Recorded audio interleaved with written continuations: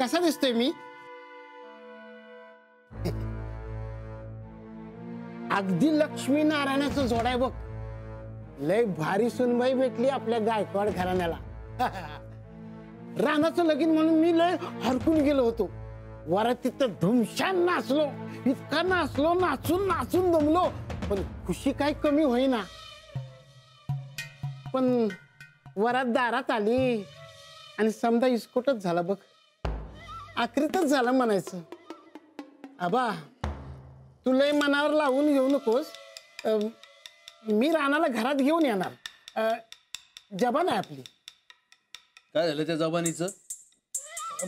जबान म्हणजे जबान. मी रानाला घरी आणणार म्हणजे आणणार. पण काय त्याच्या आधी काही वाईट वंगळ होणे म्हणजे झालं. वाईट वंगळ म्हणजे तुला काय माहिती नाही वाटतं? काय? कसं आहे आबा, दुसऱ्याची पोर, त्यात शहरातल्या वातावरणात वाढलेली नाजूक. आता उद्या तिला काय झालं तर तिच्या आईबाला कोण समजावणार?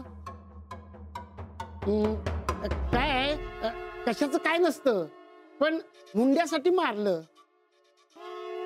म्हणून खोट्या केशी टाकण्याने मी लय बघितलेत कोर्टात. काय झालं? आता काय झालं ते माहिती नाही. ऊन लागलं की वारा लागला, पण हे असलं होणं अजिबात चांगलं नाही. आता काय झालं ते सांगतो का वाजू एक?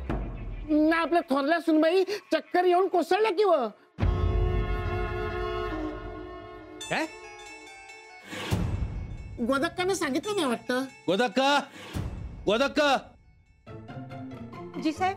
थोरल्या सुनबाई बद्दल ऐकतोय ते खरंय का? नाही साहेब, जरा दगदग झालती म्हणून घिरी आलती त्यासनी. नाही गोदक्का,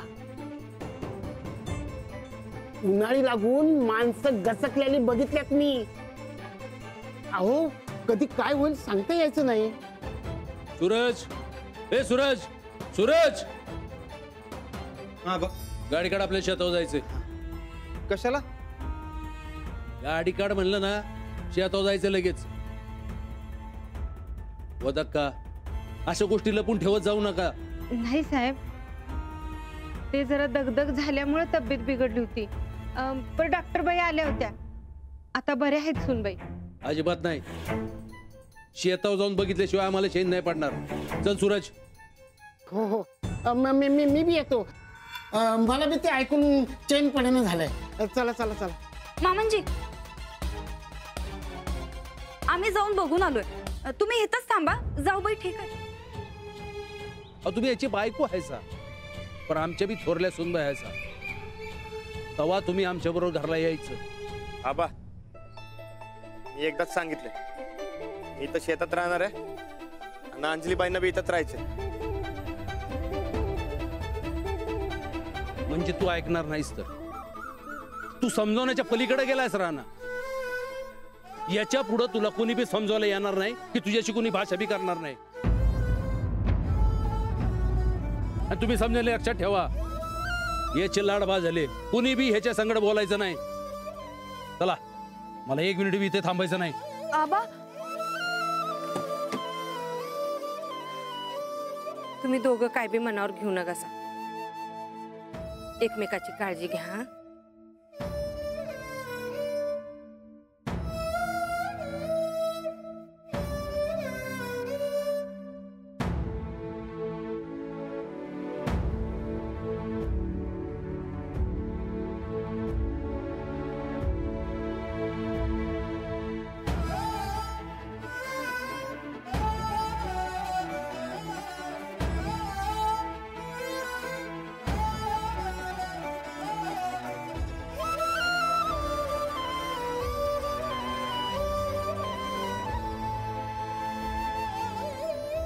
मी समजा चांगल्यासाठी करायला, पण समजा उलटच का व्हायलंय?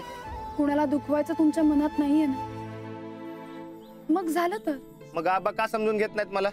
कारण त्यामागचं तुमचं कारण त्यांना अजून माहित नाहीये ना, म्हणून. मग तुम्हाला कुठं माहितीये?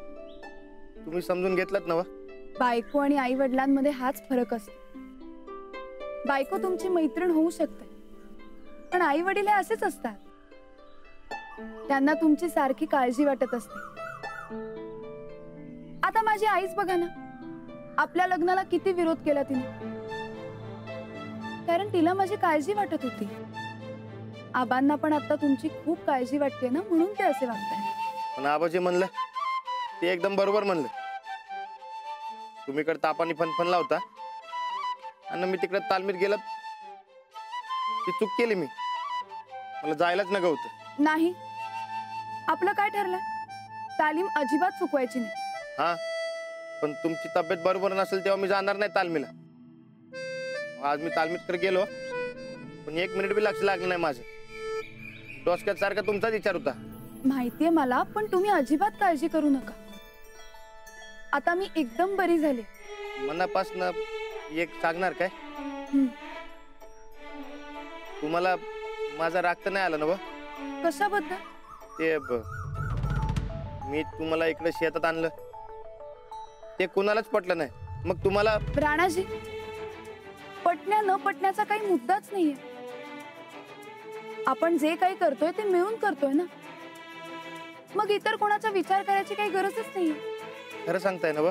अगदी खरं. आणि ह्या पुढे तुम्ही असं विचारायचं नाही. हसा बघू आता.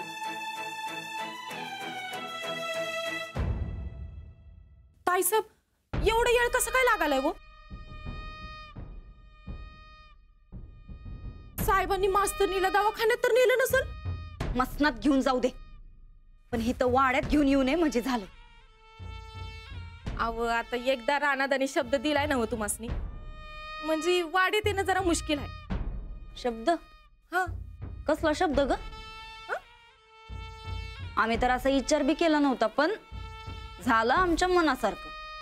बरं ताईसाहेब, आपलं मन चांगलं असेल ना तर समजा आपल्या मनासारखं होत्या बघा. तरी बी मन चिंती ते वैरीनं चिंती. पर साहेब घेऊन आलंच तर? ए, दुनिया हिकडची तिकडच झाली तरी बी त्या मास्तरनीला आम्ही या घरात येऊ देणार नाही म्हणजे नाही. आणि जर आलीच तर मामांजी, अहो मामांजी, कुठे आहेत राणा भाऊजी? जाऊबाई कुठे आहेत? आल्यात नव्ह त्या बी? चंदे, जा तांदळाचं मापटण आरतीचं ताट घेऊन ये जा. आहो,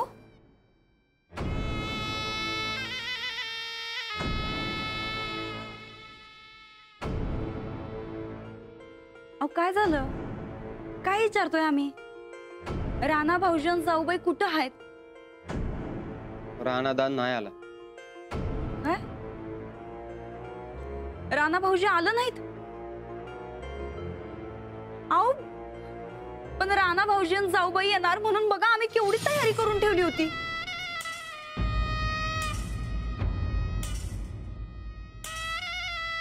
असं का वागायलात राणा भाऊजी? मामांजी, तुम्ही तरी काहीतरी सांगा. आजपासून या घरात रानाचं नाव कोणी काढायचं नाही, का त्याच्याकडे कोणी जायचं नाही.